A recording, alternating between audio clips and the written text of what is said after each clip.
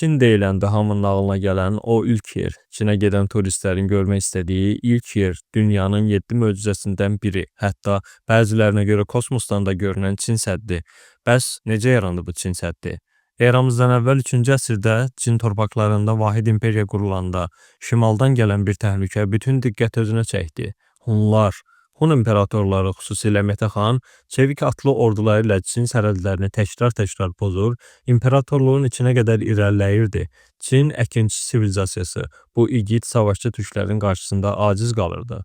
Bu təhlükəni dayandırmaq üçün o dövrün Çin imperatoru Qin Shi Huang qərar verdi. Dağları yara-yara, vadiləri birləşdirə-birləşdirə minlərlə kilometr uzunluğunda bir divar tikilməli idi və beləcə böyük Çin səddinin əsası qoyuldu. Amma bu sadəcə bir inşaat deyildi, bu bir əzab yolu idi. Qan, tər və göz yaşı ilə tikilən bu divarın arxasında milyonlarla insanın həyatı var.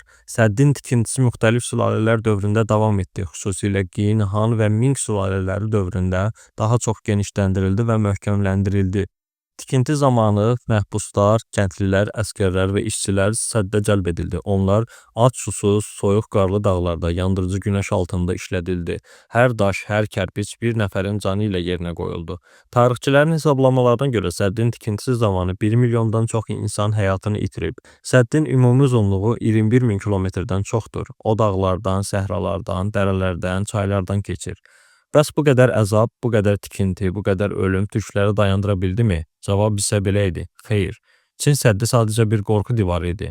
Türk atlı orduları üçün bu sədd fiziki maneə deyildi. Onlar səddin zəif nöqtələrini tapır, keçidlərdən keçir, Çin ərazilərinə girirdilər, atlılar dağları və vadiləri tanıyır, coğrafiyaya hakim idilər. Sədd nə Göytürkləri, nə Hunları, nə də sonrakı Oğuz tayfalarını dayandıra bildi. Türklər dəfələrlə səddi aşaraq Çin torpaqlarına girdilər, hətta bəzən imperatorları da diz çökdürdülər. Çin səddi tikildi, amma Türkün qarşısında heç vaxt dayana bilmədi.